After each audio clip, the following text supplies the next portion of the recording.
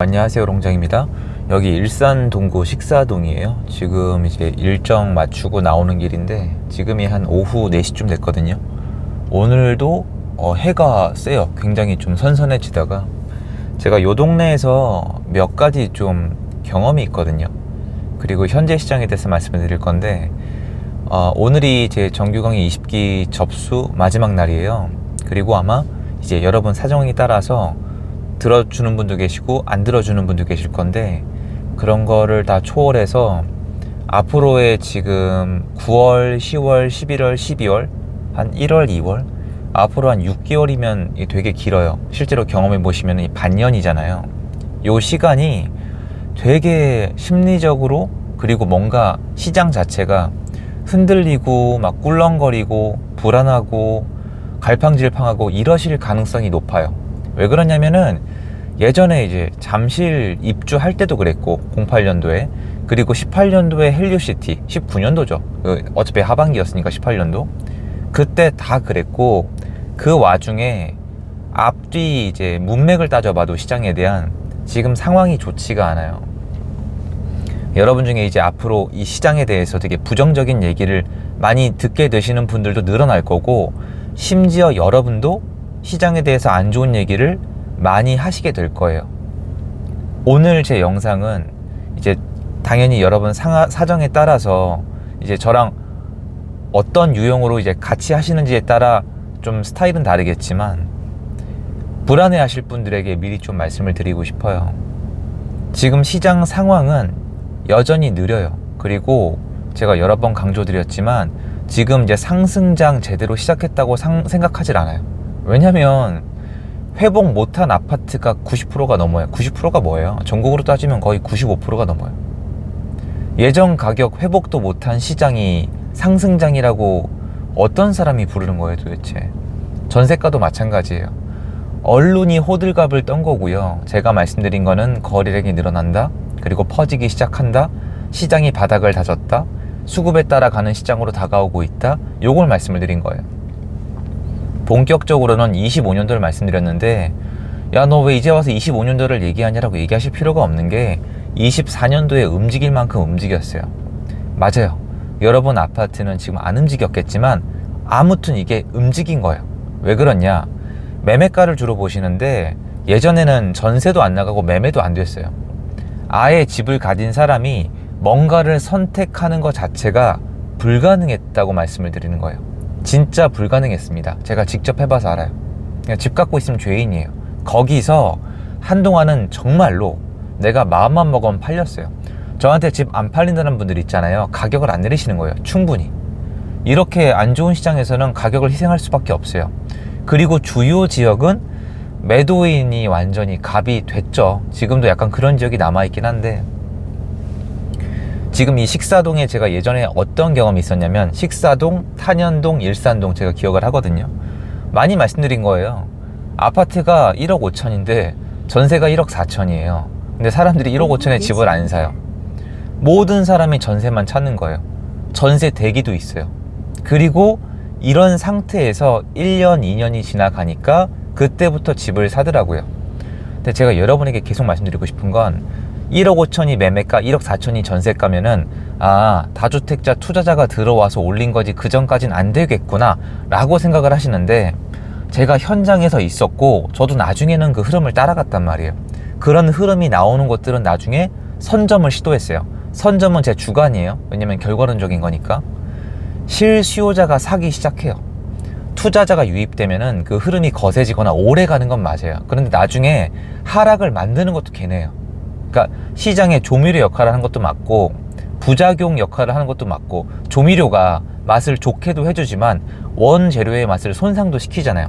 그리고 어떤 사람들은 대부분은 좋게 받아들이겠지만 어떤 분들은 굉장히 그 맛을 안 좋아하시잖아요. 그러니까 호불호가 갈려요. 근데 지금은 투자자가 유입되기 어려워요. 그리고 정부가 강력하게 개입해서 규제를 하고 있어요. 이런 상황에서 많은 분들이 이런 아파트는 못 간다고 생각을 하세요. 그런데 예전에 제 경험이 있지만 예전처럼 급등을 하거나 미친듯이 가거나 관광버스를 타고 오거나 이건 안 돼요. 제가 봐도 어렵지만 예전에 그 시장에서 여기를 사신 분들은 실수요자였어요. 그럼 이 실수요자가 언제 사느냐? 전세가 없어야 돼요. 그런데 지금 시장은 갱신권이 통과가 됐고 여전히 금리가 높아요. 금리가 높다는 건 전세 수요의 약세를 얘기합니다. 그래서 월세를 선호하시는데 월세도 순수 월세가 아니라 반월세 반전세예요. 되게 애매합니다. 되게 혼조세의 시장인데 아무튼 임대차를 구하기가 어려워져야 된다는 게 똑같아요. 그거는. 그럼 나와보면 여기가 그렇냐? 아직 안 그래요. 왜 그러냐면 시장을 너무 죽여놨잖아요. 요거 좀 잘 들어주세요. 금리 발작, 사실 경제 위기에 준한 효과가 나왔어요. 주택시장에는. 그 이상일 수도 있어요. 뭐 전쟁 터지고 금리 발작 이 얘기는 다 지나갔고, 아무튼 시장이 너무너무 안 좋아서 집을 가진 사람들이 정말 많이 힘들어졌어요. 죽어나갔습니다. 근데 이런 사람들이 이 앞전에 전 정권, 박근혜 정권이랑 문재인 정권 때 많이 늘어났어요. 왜냐면 할만했거든요. 재미가 좋았거든요. 그 상황에서 아무 준비 없이 빵 하고 터졌으니까, 제가 다주택자가 줄어든다, 다 날아갔다고 얘기하지만 다 날아가진 않았죠. 남아있을 수밖에 없잖아요. 이거 여러 번 말씀드렸잖아요. 그럼 그분들은 지금도 살아남으려고 바둥바둥 거린단 말이에요. 그리고 기존의 집을 갖고 있던 분들도 체력이 안 좋아요. 왜 그러냐? 부자 동네는 체력이 좋은데 여기 분들은 체력이 안 좋아요. 왜 그러냐면 여기 기존에 갖고 있던 집을 팔고 다른 집을 살라 그러면 대출이 그만큼 안 나와요. 뭘 움직일 수가 없는 거예요. 그럼 대출이 제대로 안 나오니까 전세입자가 만약에 빠져나가면 이것도 어려워요. 실거주하는 경우엔 좋은데 임대사업을 하고 있던 중이라면 어려워요. 이런 부분들이 겹쳐요. 매도인, 임대인 중에 약자가 남아있어요. 약자가 많이 남아있으면 수급이 그만큼 더 꼬여야지 시장이 움직여요. 실수요자도 시장이 좀 좋아지거나 분위기를 타거나 내 선택사항이 매매로 향해야지 매수를 하는 거예요. 근데 계속 눌러놓고 있단 말이에요. 근데 내용을 들어보시면 너 그럴 줄 알았다, 그러니까 시장이 못 간다는 거네, 이렇게 들리실 가능성이 높아요. 근데 그게 아니라 시간이 걸린다는 얘기예요. 근데 이 와중에 8월 달에 거래량 한 6,000건, 9,000건에서 6,000건으로 떨어졌잖아요. 9월은 더 떨어져요. 추석이 있기 때문에. 그럼 9월 달 이후에 10월 달, 11월 달로 가면은 둔촌주공 입주가 있어요. 평균적으로 그 정도 규모의 입주가 있으면요, 평균적으로요, 이건 가봐야 알아요. 거래량이 2,000건도 밑으로 와요. 2,000건 위아래로 왔다 갔다 해요. 왜 그러냐면 12,000세대가 한 번에 입주하기 때문에 얘네가 거래량을 다 빨아먹는단 말이에요. 근데 이번엔 봐야 돼요. 시장이 예전과는 다르거든요. 근데 지금 시장도 3,000건 밑으로 내려가서 장기화되면 어려워요. 통계를 아무리 내봐도 그렇습니다. 그럼 시장이 어려워지면서 언론이 공포성을 조정하면서 상위권 시장은 걱정할 필요가 없어요. 중위권, 중하위권 시장이 또 흔들릴 수가 있습니다. 그럼 그 금매가 나올 건데 또 포인트 나가요. 그러면 그 금매는 기회일까요? 아니면은 진짜 위기일까요? 이게 제가 지금 정규 막 하면서 준비하는 거예요. 그래가지고 지금 잘 나가고 있어도, 일주자 강의가 나가면 아시겠지만 지금 잘 나가고 있는 지역도 저는 가성비가 떨어지거나 여기 말고 다른 데가 좋다고 하면 빼요. 데이터가 좋아도 뺐어요. 그리고 오히려 지금 몇 개월 있으면 둔촌주공 입주 영향권에 들어가는 지역이 있을 거 아니에요. 딱 그 가격대, 둔촌주공보다 상위권 말고 그 가격대 여러분 있잖아요. 사실 엄연히 따지면은 24평짜리 따지면은 한 15억에서 25억 사이, 20억 원 안팎의 시장의 하단이에요. 상단 말고 하단. 그럼 10억에서 20억 사이가 들어있는 지역, 그 인근 보세요. 그럼 성남, 강동, 하남 요쪽에 있는 고기들은 조금 생각을 해야 되는데, 전월세 수급에 따라서 거리에 따라서 다른 계산을 할 수도 있는데, 그때 만약에 좀 금매가 나올 수 있다? 지금부터 약간 매물이 흔들리는 지역이 있거든요. 왜냐면 내놓고 나와야 될 거 아니에요. 그분들이 살던 데는. 그런 지역들은 좀 먼저, 그리고 흔들릴 지역들은 나중에 보자, 이 정도로 좀 디테일하게 봐요. 그래서 요런 지역들, 지금 고양시, 뭐 동구, 서구, 그리고 이쪽에 뭐 식사, 탄영, 일산 이런 데 많이들 관심이 있으시잖아요. 여긴 시간이 걸리는 이유가 결국에는 임대인, 매도인과 매수인, 전세 임차인의 체력, 상황의 그 다툼이에요. 근데 오래 걸리죠.